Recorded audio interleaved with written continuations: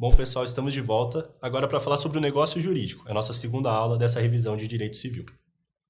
O negócio jurídico, antes da gente tratar sobre os planos dele, que é o primeiro tópico, ele é basicamente um acordo entre alguma ou algumas pessoas com o objetivo de fazer algum efeito na esfera jurídica delas. O principal efeito é o contrato, tá bom? O principal exemplo é o contrato, mas não o único.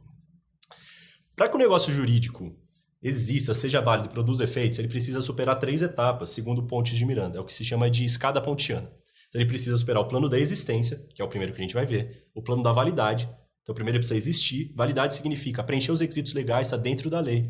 E eficácia, que significa ser capaz de produzir os efeitos dele no mundo jurídico.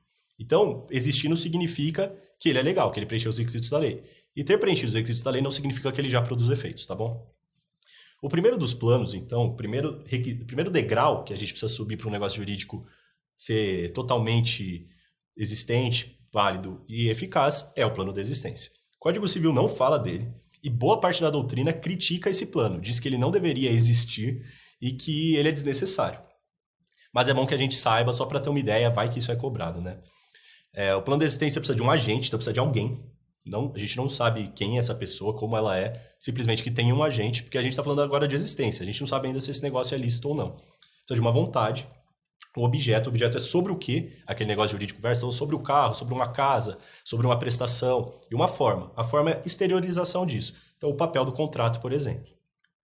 O Código Civil começa a tratar do plano da validade. Para um negócio jurídico ser válido, significa que ele preencheu os requisitos legais e ele está de acordo com a lei. E depois, se ele estiver de acordo com a lei, a gente vai ver se ele produz efeitos ou não. Vocês vão perceber que o plano da validade ele tem aqueles elementos do plano da existência somado com alguns adjetivos. Então, é a qualificação dos elementos da existência. Então, a gente precisa de um agente capaz. Lembra que a gente acabou de estudar a capacidade de fato? Se o agente for incapaz, ele precisa ou da representação ou da assistência, a depender do caso concreto. Então, a gente tem que ter capacidade ou essa capacidade ser suprida por representação ou assistência. A vontade dele tem que ser livre e consciente. Então, ele tem que saber o que está fazendo com liberdade, com espontaneidade. Então, se eu celebro um contrato porque alguém apontou uma arma para minha cabeça, por exemplo, dizendo que se eu não celebrasse, me mataria ou qualquer coisa assim, a minha vontade não é livre e consciente. Logo, esse contrato é inválido. Ele não superou o plano da validade. Objeto, sobre o quê? Eu estou falando de um carro, de uma casa. O objeto tem que ser lícito. Então, eu tenho que estar de acordo com a lei. Um contrato de compra e venda de cocaína, por exemplo, apesar de existente, é inválido, porque ele trata de objeto ilícito. E ele tem que ser determinado ou determinável. Eu tenho que saber, olhando para o contrato ou para o negócio jurídico, sobre o que ele fala. Então, se eu vou vender uma casa, eu não posso falar, estou vendendo uma casa. Eu tenho que falar casa tal, número tal, endereço tal, discriminando exatamente qual é ela. E a forma tem que ser a prescrita ou a não defesa em lei. Geralmente, a forma é livre. Então, o código não costuma exigir formas específicas para os negócios jurídicos. Mas, às vezes, ele prescreve uma forma específica, que é a forma prescrita. Por exemplo, se eu quiser fazer uma compra e venda de um imóvel cujo valor seja maior do que 30 salários mínimos, eu preciso de um instrumento público. Nesse caso, se eu não fizer o contrato por essa forma, ele é inválido. Assim como não pode ser uma forma defesa em lei. Defesa quer dizer proibida. Então, se eu uso uma forma que a lei proíbe, ela fala, pode ser de qualquer forma, menos essa, obviamente, se eu usar essa, ele é inválido. E quais as consequências quando há desrespeito a algum dos elementos do plano da validade? A consequência é a nulidade ou a anulabilidade do negócio jurídico. A nulidade e a anulabilidade, elas são sanções para um negócio jurídico inválido. Então, é como se fosse uma punição que o código dá quando alguém celebra um negócio jurídico desrespeitando algum dos elementos do plano da validade. E qual que é a diferença entre um negócio jurídico nulo e um negócio jurídico anulável? O negócio jurídico nulo, ele é mais grave. Aliás, antes disso, os artigos 166 e 167 trazem as hipóteses de negócio jurídico nulo e o 171 de negócio jurídico anulável. Não vai dar tempo da gente aqui falar sobre cada uma delas. Então, eu sugiro que nesse momento você pause o vídeo e dê uma lida nesses 3 artigos. Depois que você leu, a gente vai conseguir entender um pouco melhor quais são as hipóteses. Então, a nulidade ela envolve o interesse público, ela é maior, ela é mais grave. Ela envolve algo que vai além das partes. O ordenamento jurídico não quer que o negócio daquele seja celebrado. Se o objeto é ilícito, como a compra e venda de cocaína, há um interesse público de que ele não vale. Ao contrário da anulabilidade, que envolve um interesse particular. Quem está sendo prejudicado ou não é a própria parte. Então, se um relativamente incapaz celebra um contrato, por exemplo, ele é anulável. Quem tem interesse em anular aquilo ali ou não é o próprio relativamente incapaz, são as partes envolvidas, não o Estado como um todo. Os efeitos a gente vai falar no final. Como a nulidade ela envolve esse interesse público, ela vai além das partes, quem pode arguí-la? Obviamente o próprio interessado, a própria parte que tem interesse, mas também o Ministério Público, que é o fiscal da lei, assim como o juiz pode conhecer de ofício. Então, o interesse público faz com que mais pessoas possam conhecer daquela invalidade. Ao contrário da anulabilidade, se envolve interesse particular, só o próprio interessado pode arguir e o juiz não pode conhecer de ofício. Se o negócio jurídico é nulo, é como se ele nunca tivesse produzido os efeitos dele. Então, ele não admite confirmação e nem convalidação. A confirmação seria a hipótese em que a pessoa supera a invalidade e confirma. Então, por exemplo, eu quando tinha 15 anos, era absolutamente capaz de celebrar um contrato de compra e venda. Eu não poderia fazer isso sem representação. Mas eu fiz. Ele é nulo. Eu não posso, depois dos 18 anos, quando eu já sou capaz, confirmar aquele negócio e falar, tudo bem, eu sabia da nulidade, mas eu quero manter mesmo assim. Eu não posso, porque ele é nulo. Ele não produz seus efeitos. Assim como ele não pode ser convalidado. O tempo não é suficiente para sanar essa lesão. Então, não pode confirmar e não pode convalidar. Ao contrário da anulabilidade. Por envolver esse interesse particular, se eu com 17 anos celebrei um contrato de compra e venda, eu posso aos 18 confirmar esse contrato e falar, olha, eu sabia que eu era relativamente capaz, não poderia ter celebrado, mas eu confirmo, eu quero manter esse negócio, e o negócio passa a ser confirmado e passa a ser válido. Assim como o tempo pode confirmar. O negócio jurídico anulável ele tem um prazo decadencial, e a gente vai estudar a diferença entre prescrição e decadência. Tem um prazo decadencial para ser arguido e para ser alegado. Passou esse tempo, convalidou e está valendo. Como a gente já falou algumas vezes, a nulidade é como se nunca tivesse produzido efeitos. A declaração de nulidade tem efeitos ex tunc ou retroativos. Ex tunc, testa para trás, retroage. É como se nunca tivesse existido. A anulabilidade, a doutrina majoritária e a jurisprudência costuma falar dos efeitos ex nunc. Então é como se ele produzisse efeitos, declarou anulabilidade, ele para de produzir a partir dessa declaração. Então seria ex nunc. Mas alguma parte da doutrina considerável defende os efeitos ex tunc retroativos, tá bom? Superamos o plano da validade? O negócio jurídico existe e preencheu os requisitos da lei? Agora a gente vai ver o plano da eficácia. A gente vai querer saber se esse negócio jurídico já produz efeitos no mundo. E existem 3 elementos que podem subordinar os efeitos do negócio jurídico, fazer com que os efeitos do negócio jurídico só se produzam a partir de outro momento, por exemplo. O primeiro deles é a condição. A condição é um elemento, é uma cláusula que eu insiro, por exemplo, no contrato, que faz com que os efeitos daquele negócio jurídico se submetam a um evento futuro e incerto. Então, um exemplo. Eu digo que eu vou doar um carro para o meu filho se ele passar no vestibular. Eu sei se ele vai passar no vestibular? Não sei, é incerto. E se acontecer, vai ser no futuro. Enquanto essa condição não se implementa, não há eficácia do negócio jurídico. Ele ainda não produz efeitos. A partir do momento que meu filho passa no vestibular, ele passa a produzir efeitos. Então, a condição envolve essa partícula se. Se meu filho passar, se a Maria casar. O termo é parecido.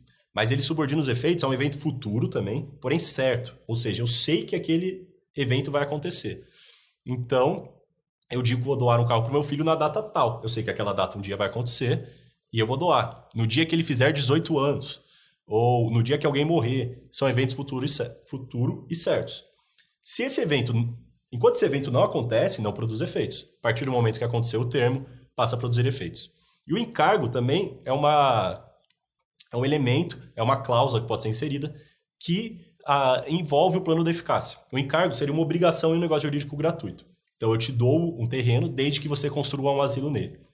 Para você ter aquele terreno como seu, você precisa construir um asilo.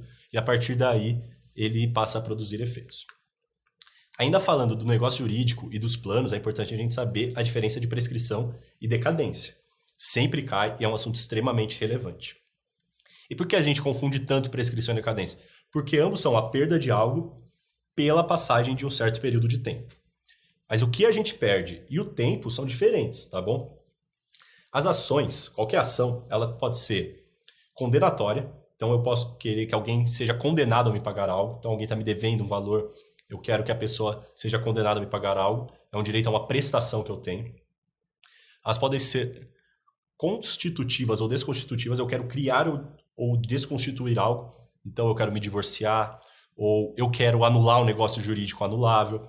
Nessas situações existe um direito potestativo. O direito potestativo é o direito que eu tenho de fazer com que a outra parte se submeta à minha vontade se ela poder reclamar. Se eu quero desconstituir um negócio anulável, a outra parte não pode impedir. É um direito potestativo numa ação constitutiva ou desconstitutiva. E existem as ações declaratórias. As ações condenatórias, aquelas que eu quero uma prestação, elas são sujeitas à prescrição. Então, a prestação prescreve. As ações constitutivas ou desconstitutivas são sujeitas à decadência. O direito potestativo decai. E as declaratórias nem prescrevem nem decaem. O Código Civil tentou nos ajudar um pouco a saber quando que o prazo é de decadência e de prescrição. Então, se a gente não conseguir entender por esses conceitos, a gente ainda pode tentar descobrir. Todos os prazos prescricionais do Código Civil estão em anos. E os prazos decadenciais estão em dias, meses, anos. Então, se eu bato o olho e vejo que o prazo está em anos, aí não me ajudou muito. Pode ser tanto prescrição quanto decadência. Mas se estiver em dias, em meses, aí eu já sei que é decadência. Todos os prazos prescricionais estão nos artigos 205 e 206 do Código Civil. E eu recomendo a leitura, tá? São os prazos que caem. Fala do prazo geral de 10 anos, quando não há previsão legal, e os outros prazos 1, 2, 3, 4 ou 5 anos. Todos os demais dispositivos que tratam de prazos no Código Civil são decadenciais. A prescrição, o juiz sempre pode conhecer de ofício. Então, mesmo que ninguém alegue, se o juiz está lá no meio do processo, em qualquer momento que seja, ele bate o olho, ele vê a prescrição, ele pode falar, reconheço a prescrição. A decadência depende.